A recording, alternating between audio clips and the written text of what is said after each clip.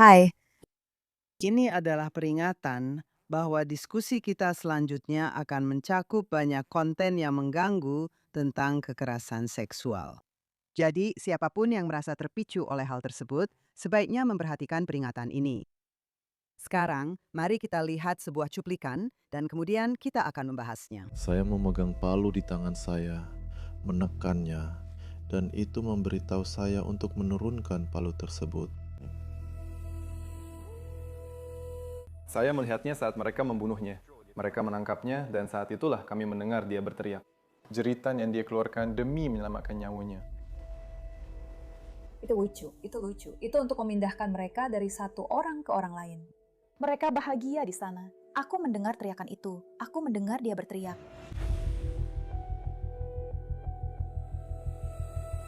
Wajah dan organ seksual mereka dicacati dan itu terlihat berkali-kali.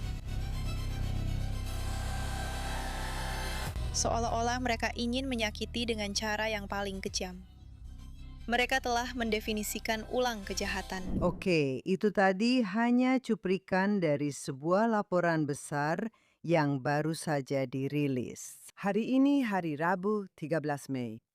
Laporan ini dirilis kemarin oleh sebuah komisi sipil di Israel yang telah menghabiskan 2,5 tahun terakhir untuk menyelidiki kekejaman pada 7 Oktober. Ketika Hamas melakukan pembantaian yang terburuk terhadap orang Yahudi sejak Holocaust. Laporan ini didasarkan pada ribuan video, klip audio, kesaksian dari korban, sandra, dan saksi mata. Benar-benar ribuan. Dan sebelum kita membicarakan hal itu, saya hanya ingin mengatakan hal ini. Tepat sebelum laporan itu dirilis, New York Times menerbitkan sebuah opini yang katanya ditulis oleh Nicholas Kristof yang menyatakan bahwa Israel melakukan kekejaman seperti itu terhadap para tahanan Palestina setiap hari dan segala macam kejahatan seksual. Artikelnya terdiri dari ribuan kata dan memuat fitnah keji yang sangat tidak masuk akal seperti Israel melatih anjing untuk memperkosa pria Palestina, beberapa wanita, tapi terutama pria, melalui hubungan seks anal. Sekarang, Mark, mari kita bicara sebentar tentang waktu terbitnya artikel Christoph dan juga apa yang kita lakukan. Aku hanya ingin mengatakan dan mengingatkan orang-orang, kamu tidak hanya pernah menjadi duta besar untuk Britania Raya, tapi juga menghabiskan bertahun-tahun sebagai penasihat Perdana Menteri, termasuk Netanyahu, dan juga sebagai juru bicara. Dan ketika pembantaian 7 Oktober terjadi, Perdana Menteri Netanyahu memanggilmu untuk melakukan semacam tugas cadangan agar bisa bertugas sebagai juru bicara, tapi juga untuk membantah. Meskipun ada begitu banyak tuduhan, dan banyak orang di dunia mengatakan bahwa semua itu tidak pernah terjadi, padahal semuanya sudah terdokumentasi dengan baik, dan kamu menghabiskan berbulan-bulan di depan kamera, berbicara dengan CNN, BBC, dan berbagai media berita yang menuduh Israel melakukan berbagai kejahatan, dan kamu berdiri di sana membantah mereka. Jadi, ceritakan sedikit tentang hal itu sekarang. Jadi saya kembali bekerja untuk Perdana Menteri. Saya rasa itu sehari setelahnya. Jadi itu mungkin tanggal 8 atau 9 Oktober 2023. Dan seperti yang Anda katakan tadi, saya berada di sana selama beberapa bulan. Disitulah kita sebenarnya bertemu untuk pertama kalinya, karena Anda juga bekerja di kantor Perdana Menteri saat itu. Dan lihat, itu adalah masa yang sulit karena negara sedang dalam keadaan terkejut. Dan pemahaman tentang bencana atau tragedi, apa yang telah terjadi pada kita, itu tidak terjadi dalam semalam, itu terjadi secara bertahap. Kami semakin memahami apa yang dilakukan Hamas terhadap rakyat kami, terhadap orang Israel, dan lainnya pada 7 Oktober. Dan kemudian apa yang terjadi setelahnya kepada para sandera yang ditahan di penjara bawah tanah Gaza, ya terjebak di terowongan dan mereka disiksa. Namun saya ingin mengatakan sesuatu di sini. Banyak informasi yang kami miliki saat itu tentang kejahatan Hamas justru berasal dari Hamas sendiri. Memang benar ada kamera keamanan dan kamera lalu lintas dan sebagainya yang merekam banyak kekerasan. Tetapi sebagian besar kekerasan yang paling mengerikan, termasuk kekerasan seksual, berasal dari kamera Hamas karena mereka merekam apa yang mereka lakukan. Dan di sini saya pikir kita belajar sesuatu tentang Hamas dan tentang kekerasan jihadis itu sendiri. Karena lihat, selama 100 tahun terakhir, selama abad terakhir, kita telah melihat banyak pemimpin yang kejam dan brutal. Apakah Anda berbicara tentang Hitler di Jerman, Stalin di Rusia, atau Mao di Tiongkok? Para pembunuh massal, ya, orang-orang yang bertanggung jawab atas jutaan kematian. Tapi mereka selalu berusaha merahasiakan kekejaman mereka, ya? Ada pidato terkenal oleh Himmler kepada SS, di mana dia berbicara tentang betapa baiknya kita membunuh semua orang Yahudi, tapi kita tidak boleh pernah membicarakan hal ini. Benar, dari sudut pandangnya, kita melakukan hal yang hebat. Sebuah jasa untuk kemanusiaan, untuk Eropa, dengan memusnahkan semua orang Yahudi itu.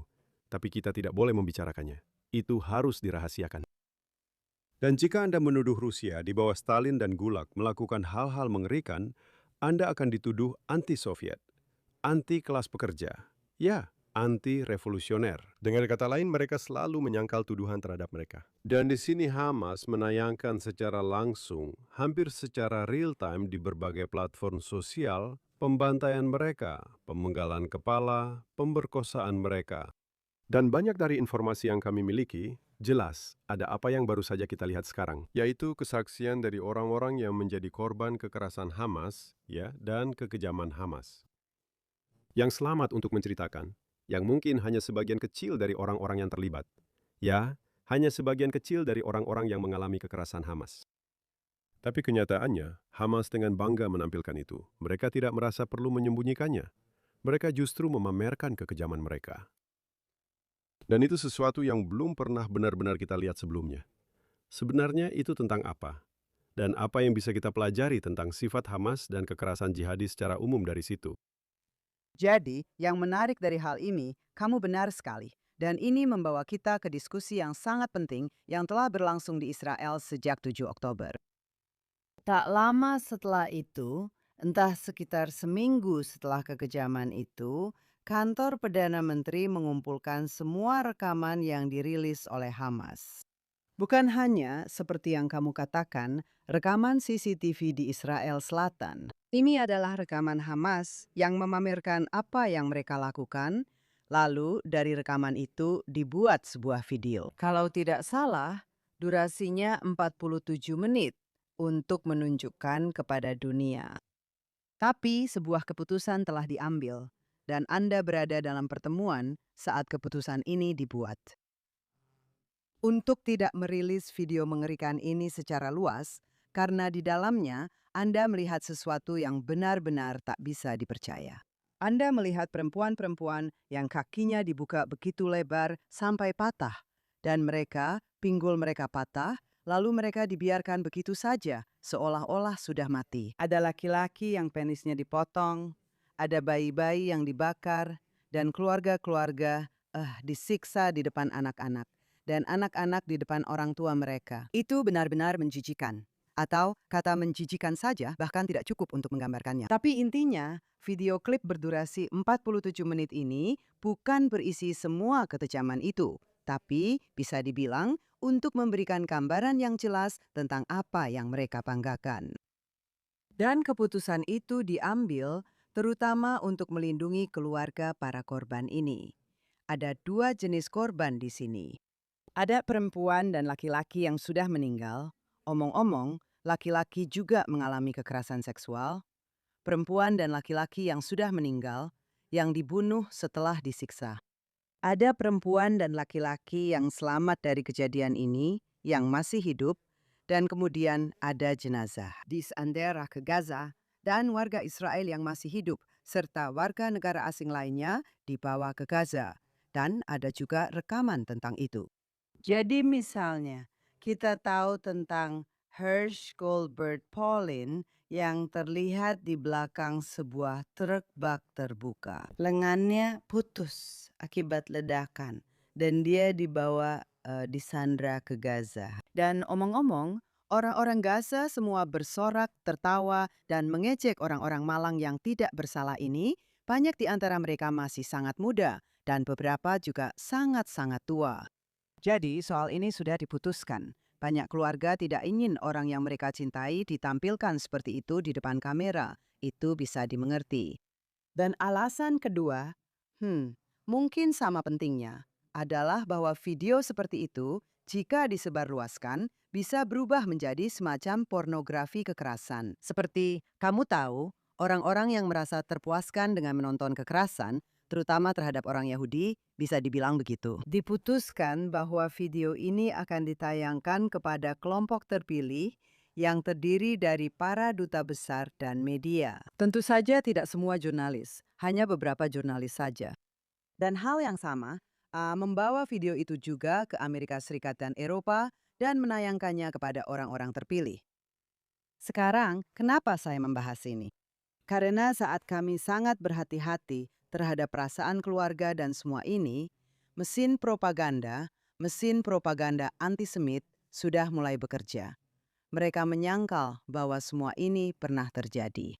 Dan yang lebih parah, kembali lagi ke narasi bahwa ini semua salah Israel dan sekarang Israel membunuh warga Palestina, membuat mereka kelaparan, dan sebagainya. Jadi, seperti pepatah terkenal, ketika sebuah kebohongan sudah menyebar ke seluruh dunia, atau kebohongan itu sudah tersebar ke seluruh dunia. Kebohongan sudah mengelilingi dunia sebelum kebenaran sempat mengenakan celananya. Jadi sekarang pertanyaannya, apakah kita menyesal karena tidak lebih dulu mengambil langkah dan menunjukkan kepada dunia kekejaman-kekejaman itu? Dan sekarang yang kita hadapi adalah Nick Kristof di New York Times yang menuduh kita berbohong tentang segala hal. Ngomong-ngomong, bahkan jika kamu tidak tahu kebohongan lainnya, kamu pasti tahu bahwa tidak mungkin melatih anjing untuk melakukan sodomi pada tahanan, oke? Itu tidak mungkin. Dan ngomong-ngomong, semua pelatih anjing juga mengatakan hal yang sama. Dan siapapun yang mengatakan itu, begitu juga dengan sisa yang dia tulis di sana yang juga menjijikan. Jadi yang ingin saya katakan adalah, dalam 2,5 tahun terakhir, antisemitisme benar-benar meledak. Dan banyak orang bilang bahwa Israel punya hubungan masyarakat yang buruk. Yang menurut saya tidak setuju dengan itu. Menurut saya, hubungan masyarakat itu tidak bisa. Kamu tidak bisa melawan nazisme hanya dengan hubungan masyarakat. Tapi soal pemerkosaan dan hal-hal mengerikan yang sangat grafis yang kamu lihat di video itu, ada seorang anggota Knesset yang menjadi pahlawan pada 7 Oktober. Ngomong-ngomong, dia sedang merayakan hari libur saat itu dan dia keluar dari rumahnya lalu membunuh para teroris. Dia benar-benar pahlawan luar biasa, namanya Almog Cohen. Dan setelah menonton video itu, dia keluar lalu muntah dan pingsan. Jadi aku bisa mengerti kenapa kita tidak menginginkannya. Tapi aku ingin tahu, menurutmu itu sebuah kesalahan? Jadi aku akan menjawab itu, tapi aku ingin membahas beberapa hal lain yang kamu sebutkan. Pertama-tama, fakta bahwa ketika para sandera dibawa ke Gaza, banyak dari mereka yang terluka, banyak yang berdarah. Dan kita melihat kegembiraan warga Gaza di jalanan, bukan? Menurutku itu hanya menunjukkan tingkat kebencian yang ada terhadap orang Israel dan warga sipil Israel dalam kasus ini. Dan menurutku banyak orang yang punya ilusi ya. Ada konferensi pers terkenal ketika Presiden Trump bertemu dengan sekelompok sandera yang telah dibebaskan. Dan dia bertanya kepada mereka, apakah ada satu pun orang Gaza yang Anda tahu? Seperti cerita-cerita tentang orang-orang Holocaust yang bersembunyi, dan seorang wanita Kristen non-Yahudi yang diam-diam membawa mereka makanan dalam situasi seperti ini. Dan dia semacam berkata, apakah ada contoh seperti itu di Gaza? Dan tidak satu pun sandera yang bisa menceritakan tentang seseorang yang memperlakukan mereka dengan baik, yang memberi mereka perlakuan lebih baik, atau semacamnya. Jadi itu hanyalah bagian dari kenyataan yang harus kita sadari dan hadapi. Oke. Sekarang tentang film yang Anda bicarakan, itu dibuat terutama dari sumber-sumber milik Hamas sendiri, benar? Dan mungkin setelahnya, beberapa pimpinan Hamas mengatakan, mungkin kami membuat kesalahan dengan merilisnya, tapi mereka tidak bisa menarik kembali apa yang sudah mereka keluarkan di sana. Saya sudah menonton film itu terlalu banyak kali. Saya tidak muntah, tapi itu memang tidak mudah. Karena pada awalnya, kami menerima banyak misi solidaritas yang datang ke Israel dari para presiden, perdana menteri, dan menteri luar negeri. Dan Perdana Menteri Netanyahu mengambil keputusan bahwa dia akan memastikan semua orang menonton film itu. Mungkin tidak selama 47 menit penuh, tapi itu sudah cukup. Dan saya harus memberitahu Anda tidak bisa membuat orang asing menontonnya tanpa duduk di sana bersama mereka. Jadi saya sudah terlalu sering menonton film ini, karena setiap kali Anda tahu, Menteri Luar Negeri Ceko, atau Menteri Luar Negeri Prancis, atau Anda tahu, pemimpin Italia, mereka semua, Netanyahu ada di sana menonton film itu. Dan saya, sebagai bagian dari stafnya saat itu, juga menonton film itu. Dan itu tidak mudah. Itu sama sekali tidak mudah. Dan ketika Anda menontonnya untuk kedua atau ketiga kalinya, Anda tidak menjadi kebal. Itu tetap saja sulit setiap kali. Bagaimana Anda memandang para pejabat tinggi ini? Saya ingat satu pertemuan dengan orang ini. Yang baru, kamu. Saya melihat sebuah pertemuan dengan delegasi Ceko, dan beberapa orang di ruangan dari pihak Ceko mulai menangis. Memang sangat sulit untuk menyaksikannya. Lalu diputuskan bahwa jika kami bisa menunjukkannya kepada orang-orang di Israel, kami juga bisa menunjukkannya di luar negeri. Dan seperti yang kamu katakan, keputusan diambil untuk secara selektif mengizinkan film itu ditayangkan di luar negeri, agar orang-orang mengerti apa yang sedang dihadapi Israel. Oke. Dan jenis kejahatan, kamu tahu, apa yang kami alami dan apa sebenarnya Hamas itu. Oke. Diputuskan untuk tidak mengunggahnya di YouTube agar tidak semua orang bisa melihatnya. Meskipun saya melihat ketika Netanyahu mengunjungi Perserikatan Bangsa-Bangsa, apakah itu tahun lalu atau 2 tahun yang lalu, dia benar-benar menayangkannya, Anda tahu, dengan beberapa kode yang bisa dilihat orang. Saya tidak tahu apakah itu seluruh film atau hanya sebagian, tapi memang begitu. Tapi pemikirannya, entah benar atau salah, pemikirannya, seperti yang Anda katakan dengan benar, pemikirannya adalah, apakah Anda merendahkannya dengan hanya menayangkannya begitu saja? Dan jawaban lainnya adalah bahwa Anda sebenarnya tidak bisa meyakinkan para pembenci Israel karena mereka hanya akan bilang, itu semua AI, itu semua palsu. Seperti yang orang-orang katakan ketika mereka sudah yakin dengan bukti. Jadi, apakah benar-benar akan mengubah keadaan jika Anda menayangkannya begitu saja? Dan poin ketiga, yang tadi sudah Anda bahas secara singkat, tapi memang layak untuk dibahas lagi, adalah seluruh persoalan keluarga para korban. Dan jika Anda punya seorang putri yang menjadi korban pemerkosaan, ya, apakah Anda ingin fotonya tersebar dan dilihat semua orang?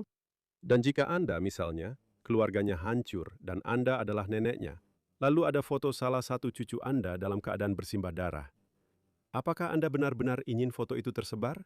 Dan saya ingat pada hari pertama perang, tanggal 7 Oktober, saya melihat sesuatu di TV Israel tentang seorang wanita muda Israel yang berlari menjauh dari 3 atau 4 pemerkosa teroris yang mengejarnya, dan dia berusaha melawan. Dan saya pikir ini sebenarnya adalah orang-orang Israel yang melawan kekejaman-kekejaman yang sangat mengerikan ini. Dan itu kemudian dihapus dari siaran. Saya pikir keluarganya pasti meminta agar itu dihapus dari siaran. Jadi kita harus memikirkan keluarga-keluarga tersebut. Tapi untuk menjawab pertanyaan Anda, menurut saya ada argumen dari kedua belah pihak, apakah kita seharusnya menayangkan video itu atau tidak? Ada argumen yang bisa mendukung, dan ada juga argumen yang menentang. Saya, mungkin karena saya agak sinis, saya tidak berpikir jika kita melakukannya, itu akan menjadi titik balik. Sekali lagi, orang-orang yang berpikir Israel itu buruk menganggap Israel berbohong. Mereka berpikir orang Yahudi mengendalikan media sosial. Saya berharap kita melakukannya ya, tapi kenyataannya tidak. Dan semua ini hanya dibuat-buat kan? Semuanya buatan AI. Jadi saya tidak yakin, sekali lagi, bahwa jika keputusan diambil untuk mengeluarkan semua ini secara real time, itu akan menjadi sesuatu yang bisa mengubah narasi global. Saya rasa jika Anda melihat kebencian terhadap Israel di seluruh Barat dan tiba-tiba meningkat ya, kebencian terhadap Yahudi, kebencian terhadap Israel. Saya rasa ini lebih tentang apa yang terjadi di Barat daripada apapun yang terjadi di negara kita. Dan ini lebih tentang kita sebagai orang Yahudi daripada tentang apa yang kita lakukan sebagai sebuah bangsa. Oh, saya sangat setuju. Tapi yang paling mengejutkan bagi saya adalah kalau saya tidak salah ingat, maksud saya selain dari kamu bilang kita mengalami trauma. Itu sangat sulit untuk membangkitkan lagi perasaan itu. Rasanya sedikit seperti melahirkan. Maksud saya, maafkan saya karena membandingkan hal itu, tapi kamu tahu, salah satu hal yang selalu dikatakan perempuan yang melahirkan, termasuk saya sendiri, adalah kamu pikir ini sangat menyakitkan dan aku tidak akan pernah melupakannya. Dan kemudian saat punya bayi berikutnya, kamu lupa dan berkata, ya ampun. Jadi aku tidak bisa lagi membangkitkan rasa perih yang sama di ulu hati, seperti yang kurasakan pada 7 Oktober dan pada 8 Oktober. Sekarang rasanya lebih ke intelektual. Namun, aku ingat betul betapa terkejutnya aku dengan antisemitisme yang muncul akibat kekejaman tersebut. Jadi, bukannya muncul empati atau simpati terhadap orang Yahudi di Israel, justru yang terjadi sebaliknya. Yang terjadi justru sebaliknya. Sekarang, saya seharusnya tidak terkejut dengan hal itu. Karena entah bagaimana, kekejaman para jihadis ini justru memberi izin pada antisemitisme barat yang selama ini terpendam, baik di pihak kiri maupun kanan. Itu mulai bermunculan dan keadaannya semakin memburuk karena kampus-kampus di seluruh barat kini dipenuhi dengan simbol swastika. Kita sekarang melihat kelompok kanan ekstrim. Masih lebih banyak di pihak kiri, bisa dibilang. Tapi di pihak kanan juga, kita tahu Tucker Carlson dan kamu tahu, pembenaran fitnah darah serta antisemitisme terang-terangan. Dan saya tidak sembarangan menyebut sesuatu antisemitisme. Saya tidak berpikir semuanya adalah antisemitisme, tapi jelas sejalan dengan pernyataan seperti kami melatih anjing untuk menyodomi tahanan itu, sama saja dengan kami mengendalikan semua bank. Dan omong-omong, kamu bilang kamu berharap kami mengendalikan media sosial. Itu pasti menyenangkan. Mungkin saya tidak akan punya saldo minus kalau saya mengendalikan bank, oke? Tapi bagian yang benar-benar menyedihkan adalah, dan kita tahu bahwa media kita, media sayap kiri Israel, tidak membantu. Bahkan, itu justru menyakitkan. Karena sebagian besar dari mereka terlalu sibuk mencoba menjatuhkan Netanyahu, sehingga mereka sangat kritis terhadap diri sendiri. Ya, kami melakukan kekejaman. Lalu musuh-musuh berkata, lihat, orang Israel sendiri yang mengatakannya. Bagaimanapun, maksud saya sekarang adalah, saya tidak tahu, kita tidak bisa memutar balik 2,5 tahun terakhir. Tapi, kenyataannya, The New York Times menerbitkan sampah seperti ini. Sekarang, kita sudah sering melihat The New York Times menerbitkan sampah dan sampah anti-Israel selama ini, dan itu sudah terjadi jauh sebelum 7 Oktober. Tapi ini adalah kasus yang istimewa, karena Nicholas Kristof adalah pemenang hadiah Pulitzer. Kamu tidak sedang membicarakan orang sembarangan. Dan lebih dari itu, Dewan Redaksi The New York Times sebenarnya bisa saja memutuskan untuk tidak hanya menaruhnya di halaman opini, tapi juga membatalkannya dan mengatakan bahwa kami tidak bisa menerbitkan ini. Itu adalah surat kabar yang melakukan pemeriksaan fakta dan semua hal seperti itu. Lupakan saja, oke? Jadi yang ingin saya katakan sekarang adalah, apakah taktik kita? Saya tahu ada orang-orang yang berkata, orang-orang yang sama yang bilang, kita tidak peduli, lupakan keluarga-keluarga itu, kita harus menyebarkan video ini. Beberapa dari orang-orang yang sama itu mengatakan bahwa kesalahan kita dalam upaya hubungan masyarakat kita, dan waktu itu kamu sangat sibuk menangani hal itu di bulan-bulan setelah 7 Oktober. Bahwa kesalahan kita adalah itu. Kita sedang melawan para jihadis dan antisemitisme di panggung dunia, berjuang maksud saya, secara retoris dan, kamu tahu, secara ideologis. Dan mereka tidak punya masalah untuk berbohong. LSM sayap kiri, jihadis radikal, siapapun itu. Ada seluruh kampanye, dan kita begitu sibuk mengatakan kebenaran, sampai-sampai kita tidak bisa. Kita selalu tertinggal. Dan contoh yang bagus adalah setiap kali seseorang menuduh kami atau Hamas mengatakan bahwa kami menargetkan rumah sakit di Gaza dengan rudal atau semacamnya. Dan kamu harus bangun dan melihat. Dan apa yang kamu lakukan, tapi kamu baru saja membunuh banyak orang di rumah sakit. Kamu harus mengatakan ini. Begitu juga dengan IDF, tentara Israel, dengan mengatakan, kami tidak pernah menargetkan warga sipil. Dan jika ini terjadi, kami sedang menyelidikinya. Dan jika itu terjadi, juru bicara IDF akan mengatakan, kami minta maaf. Jika itu terjadi, itu adalah sebuah kesalahan. Oke, sekarang saya tahu. Banyak orang yang mengatakan bahwa itu bukan cara untuk melawan kebohongan yang ditujukan kepadamu. Kamu terlalu sibuk mengatakan kebenaran. Tunggu, kami akan menyelidiki. Pada saat kamu selesai melakukan penyelidikan, itu sudah tidak penting lagi. Itu sudah menyebar kemana-mana. Dan klaim genosida, kelaparan di Gaza, tidak peduli berapa kali kamu membuktikan dengan fakta bahwa itu tidak benar. Jadi aku sama sekali tidak punya jawaban untuk ini. Tapi, apakah kamu akan muncul di CNN dan berbohong saja dan berkata, tidak, itu tidak benar, kami tidak melakukannya? Jawabannya adalah, saya tidak akan berbohong, tapi kamu harus mengatakan yang sebenarnya. Setidaknya kamu harus mengatakan yang sebenarnya. Tapi kamu katakan yang sebenarnya. Katakan, ini sedang diselidiki. Tapi saya bisa katakan, Israel tidak menargetkan rumah sakit kan? Dan itu adalah kebenarannya. Atau kamu katakan, Israel tidak menargetkan warga sipil yang tidak bersalah. Ini menarik karena seperti ada insiden di awal perang melawan Iran, di mana orang Amerika tampaknya tanpa sengaja mengenai sebuah sekolah anak-anak. Ingat, dalam New York Times juga membesar-besarkan hal itu. Dan orang Amerika mengambil posisi yang sangat keras kan? Bagaimana kamu bisa mengulanginya? Ini belum dikonfirmasi. Dan saya tidak yakin itu membantu orang Amerika ya. Jadi apapun yang kamu lakukan, kemungkinan besar kamu tidak akan menang. Memang begitulah keadaannya. Saya pikir penting untuk mengatakan yang sebenarnya. Dan kenyataannya adalah, kan? Kamu tahu, jika kamu menembakkan 1.000 roket ke Gaza untuk membunuh teroris Palestina, kan? Dan 1 roket meleset. Jadi itulah yang akan jadi fokus media, kan? Itulah kenyataannya. Itulah sifat perang. Namun saya ingin tahu, dengan izin Anda tadi membicarakan tentang meningkatnya antisemitisme sejak 7 Oktober 2023. Dan penting untuk menekankan hal ini. Jika Anda mendengarkan pendapat yang dianggap benar secara politik di luar negeri, seperti Australia, Kanada, Amerika Serikat, Eropa, mereka akan berkata, tentu saja antisemitisme ini tidak dibenarkan, kata mereka. Tapi mereka akan berkata, tapi ini adalah respons terhadap tindakan Israel, bukan? Ini memang respons yang tidak dibenarkan. Tapi semua ini terjadi karena apa yang dilakukan Israel di Gaza, Lebanon, dan sebagainya. Dan mereka benar-benar salah paham. Mereka benar-benar salah paham.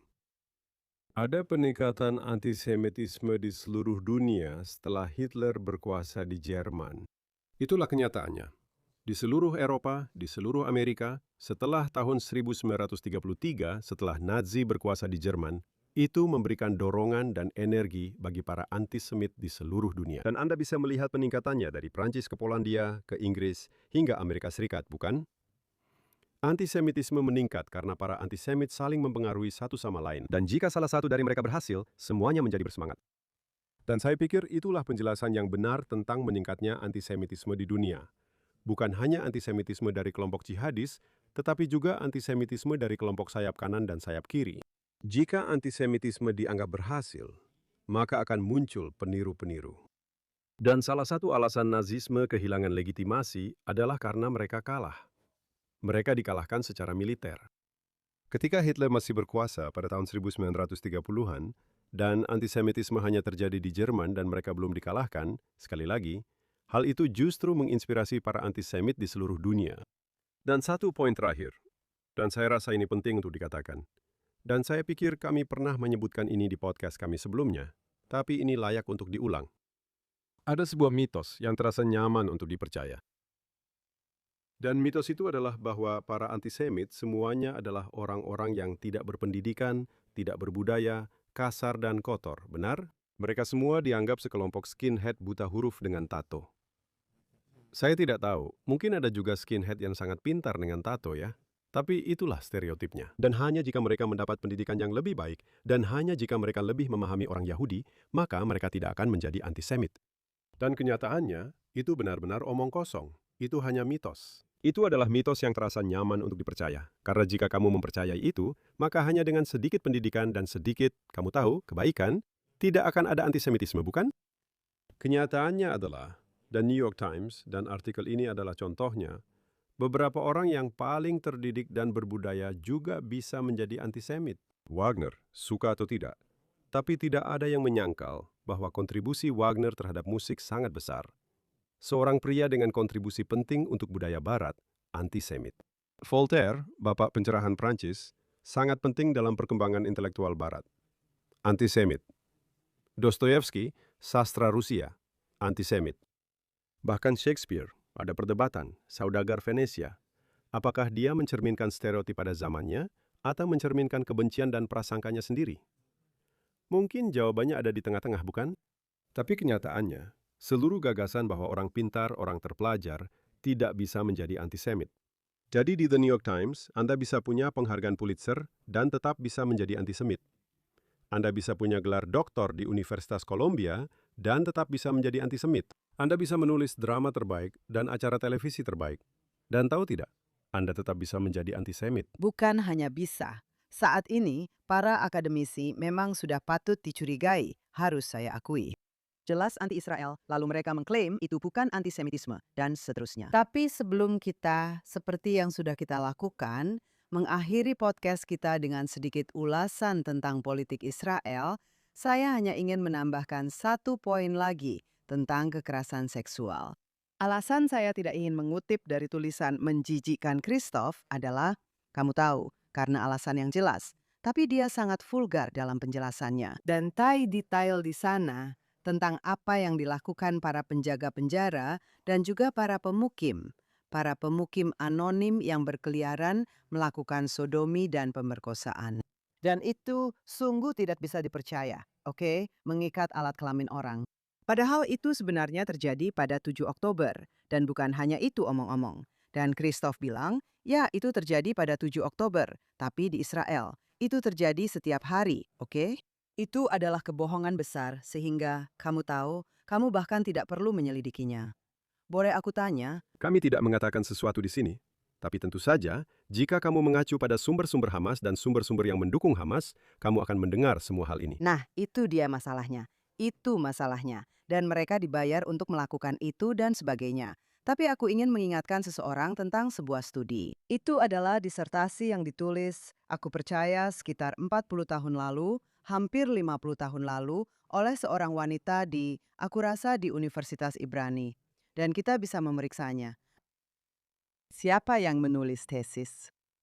Mengatakan bahwa fakta tentara Israel tidak memperkosa perempuan Palestina karena mereka rasis, bahwa tentara Israel begitu rasis sampai mereka bahkan tidak mau repot-repot. Mereka bahkan tidak sudi memperkosa perempuan Palestina. Jadi, membahas soal pemerkosaan sebagai cara untuk menyerang tentara Israel seperti ini. Bahkan ketika kami tidak memperkosa. Bahkan ketika kami tidak memperkosa mereka, itu tetap menjadi isu. Dan kamu tahu, poin akhirnya adalah bahwa bukan hanya kekejaman seksual yang dilakukan dan dibanggakan.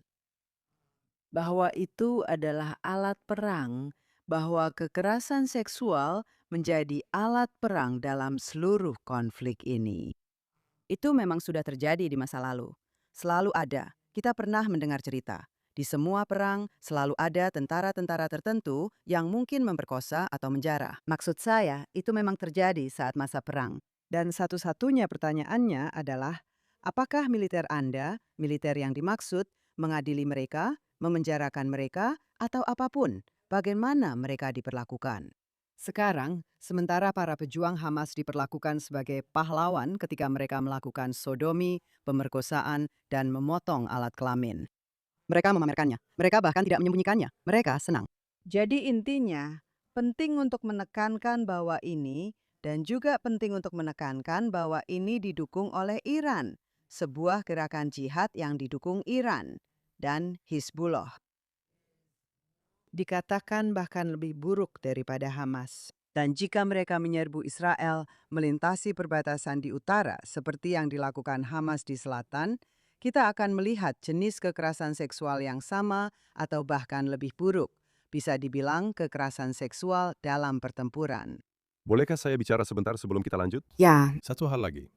Ada sebuah berita di media Inggris sekitar 2 atau 3 minggu lalu yang menyelidiki apa yang terjadi di Gaza. Dan mereka melaporkan bahwa Hamas mendistribusikan bantuan dan menggunakan distribusi bantuan itu sebagai cara untuk mendapatkan layanan seksual serta memeras perempuan. Kalau kamu mau dapat bantuan untuk keluargamu, kamu harus membawa putrimu ke sini. Atau aku akan tidur dengan perempuan muda yang sudah menikah ini jika dia ingin makanan untuk anak-anaknya. Dan tentu saja, itu adalah senjata yang digunakan oleh Hamas sebagai bagian dari teror terhadap penduduk mereka sendiri. dan coba tebak siapa yang tidak memberitakan tentang Hamas yang menganiaya perempuan di Gaza. The New York Times. Jadi ya, sekarang dengarkan. Dengan catatan yang menyedihkan itu, kamu tahu, memang tidak menyenangkan membicarakan hal-hal seperti ini, tapi masalah ini tidak akan hilang. Dengan catatan yang menyedihkan itu, mari kita bicara tentang hal lain. Aku tidak akan bilang membicarakan politik Israel itu menyenangkan. Tapi ayo, oke, mari kita bahas itu. Dan kami juga sudah berjanji kepada para penonton dan pendengar bahwa kami akan selalu menghabiskan 3 atau 4 menit terakhir acara untuk memberikan pembaruan, karena kita sudah mendekati waktunya. Itu maksudku, tepat sekali. Jadi berita besar minggu ini di politik Israel adalah partai-partai ultra-ortodoks atau salah satunya secara khusus telah mengatakan bahwa mereka akan mempercepat pemilu. Mereka menarik diri dari koalisi. Dan Netanyahu tidak menepati janjinya tentang undang-undang wajib militer yang seharusnya membebaskan banyak anak-anak yeshiva yang belajar sepanjang hari dan tidak masuk tentara. Dan pemilu akan datang lebih awal daripada yang tadinya mungkin. Tadinya pemilu bisa digelar pada bulan Oktober. Dan sekarang sepertinya kita akan mengadakan pemilu pada bulan September. Jadi pertama-tama, setelah mengatakan itu, saya hanya harus menguap.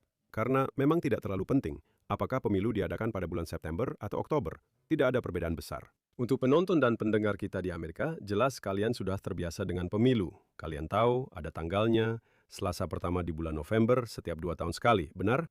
Di Israel, seperti demokrasi parlementer lainnya, 4 tahun. Tidak. 2 tahun untuk pemilu sela. Oh, pemilu sela ya. Tapi di negara demokrasi parlementer seperti Australia, Inggris, Kanada, dan Israel, pemilu diadakan ketika parlemen memutuskan waktunya dan ada batas waktunya. Jelas, mereka harus mengadakan pemilu sebelum waktu tertentu. Dan secara historis, hampir semua pemerintahan Israel berakhir sebelum masa jabatan penuh, karena semua pemerintahan Israel adalah pemerintahan koalisi. Dan semakin mendekati tanggal pemilu, partai-partai yang ada di dalam koalisi ingin membedakan diri satu sama lain. Jadi biasanya pemerintahan jatuh lebih awal. Pemerintahan ini sebenarnya akan menjadi salah satu pemerintahan terlama dalam sejarah Israel, meskipun semua yang telah terjadi. Ya, Ya. dengan reformasi yudisial, 7 Oktober, dan semua krisis yang terjadi. Ya, ini telah menjadi koalisi yang sudah lama bertahan. Saya menolak untuk terlalu antusias tentang hal ini. Bukan hanya karena mungkin ini hanya memajukan pemilu, mungkin hanya sebulan. Tapi menurut saya dalam banyak hal ini menguntungkan kedua belah pihak. Karena basis pendukung Netanyahu adalah warga Israel biasa yang bertugas di militer, dan mereka tidak begitu senang dengan kompromi terhadap kelompok ultra-ortodoks yang, seperti yang Anda tahu, para pemuda mereka tidak ikut wajib militer. Dan menurut saya, bagi kelompok ultra-ortodoks untuk mengatakan bahwa mereka marah pada Netanyahu karena dia tidak memberikan apa yang mereka inginkan, dan mereka berjuang untuk para pemuda yeshiva, ya, itu baik untuk mereka. Jadi, memajukan pemilu sebenarnya bisa menjadi win-win solution untuk kedua belah pihak. Izinkan saya sedikit mengubah apa yang Anda katakan. Bukan karena itu salah, tapi karena saya melihatnya dengan cara yang berbeda. RUU wajib militer ini oleh pihak oposisi yang menentangnya disebut sebagai RUU penghindaran wajib militer. Sekarang, itu tergantung bagaimana Anda melihatnya, karena RUU ini sebenarnya akan meningkatkan dalam 5 tahun ke depan jumlah pendaftaran pemuda ultra-ortodoks, yakni mereka yang tidak belajar di yeshiva harus masuk wajib militer. Jadi, RUU ini sebenarnya adalah kompromi untuk meningkatkan layanan militer dan mengizinkan mereka yang belajar. Jadi sebenarnya ini bukanlah penghindaran wajib militer. Saya harus mengatakan, bukan berarti dia tidak memberikan apa yang mereka inginkan. Sekarang mereka semua bisa menghindari wajib militer. Ini dimaksudkan sebagai kompromi untuk, katakanlah, mengubah masyarakat Israel dari bawah sehingga para pemuda Haredi tidak merasa malu. Bukanlah sesuatu yang memalukan di lingkungan mereka jika mereka masuk tentara dan sebagainya. Jadi jika itu tidak lolos, seperti yang saya katakan, ada banyak orang yang ingin RUU itu disahkan meski mereka tidak mendukung penghindaran wajib militer. Mereka berpikir ini akan membantu meningkatkan jumlah wajib militer. Bisa dibilang, Saya salah satu dari orang-orang itu. Saya pikir jika pemerintah Israel datang dengan cara yang keras dan berkata, semua ultra-ortodoks harus masuk tentara besok, justru akan lebih sedikit yang masuk tentara karena akan ada konflik internal. dan kita sudah melihat peningkatannya. Benar sekali. Jadi saya percaya melakukannya dari bawah secara perlahan dan bertahap. Tapi baiklah, memang ada pertarungan itu. Dan saya juga ingin menyampaikan satu hal lagi kepada orang-orang yang mungkin belum terlalu mengenal sistem parlementer. Ironisnya adalah ketika pemilu berlangsung dan ada negosiasi koalisi, dan jika terjadi kebuntuan di mana tidak ada pihak yang bisa membentuk koalisi, Perdana Menteri Netanyahu tetap menjadi Perdana Menteri sementara sampai pemerintahan terbentuk. Dan kenapa saya bilang ini ironis? Karena upaya untuk menyingkirkannya terus-menerus, entah dia menang, maksud saya bukan dia secara pribadi, tapi partainya mendapatkan kursi terbanyak dan dia bisa membentuk koalisi, maka dia tetap menjadi Perdana Menteri. Atau jika ada kemenangan mutlak untuk oposisi, di mana mereka bisa membentuk koalisi. Jadi dalam kasus-kasus itu semuanya sudah jelas. Tapi dalam kasus di mana semuanya belum jelas dan masih ada negosiasi yang berlangsung. Jadi yang kita miliki di sini adalah situasi di mana Perdana Menteri Netanyahu masih akan tetap menjadi Perdana Menteri sampai ada koalisi yang terbentuk. Jika itu koalisinya, dia akan menjadi Perdana Menteri selama beberapa tahun lagi. Dan jika itu bukan koalisinya, maksud saya, jika tidak ada pihak yang bisa membentuk koalisi, dia juga akan tetap menjadi Perdana Menteri untuk waktu yang cukup lama. Karena kita sudah melihat berapa lama waktu yang dibutuhkan beberapa tahun yang lalu. Ada beberapa putaran pemilu. Jadi, untuk semua orang yang berpikir, oh oke, saatnya kita menyingkirkan Netanyahu, tidak semudah itu. Jadi saya akan menutup dengan satu poin terakhir. Salah satu pemimpin ultra-ortodoks mengeluarkan pernyataan bahwa dia marah pada Netanyahu dan aliansi kami dengan Likud sudah berakhir. Likud itu partainya Netanyahu, ya. Tentu saja. Dan saya hanya ingin, saya sedikit tersenyum karena misalnya ada pemilu dan tidak ada satupun pihak yang mendapatkan mayoritas. Benar? Apakah kelompok ultra-ortodoks punya opsi untuk bergabung dengan pihak lain, dengan kelompok tengah kiri yang paling keras, mengatakan bahwa semua harus masuk tentara besok dan mereka menentang kompromi apapun? Dan seperti yang saya katakan tadi, saya pikir kompromi adalah satu-satunya cara untuk benar-benar mendapatkan hasil. Kalau tidak, mereka hanya akan bertahan di kelompoknya sendiri dan Anda tidak akan berhasil membuat satupun kaum ultra-ortodoks masuk tentara. Dan saya ingin lebih banyak dari mereka masuk tentara. Tapi kemudian saya berpikir, dan kita akan akhiri dengan catatan ini karena saya akan mengajukan sebuah pertanyaan. Semua orang yang ingin menyingkirkan Netanyahu, benar. Apakah mereka bersedia memberikan kepada kelompok ultra-ortodoks persis apa yang mereka inginkan demi mendapatkan mayoritas di Knesset untuk menyingkirkan Netanyahu? Dan itu berarti mereka harus menarik semua ucapan mereka selama 2 tahun terakhir. Ya, mereka harus menarik semuanya kembali. Dan menurut saya, karena saya sinis, mereka mungkin benar-benar akan melakukannya. Ya, itu memang pernah terjadi.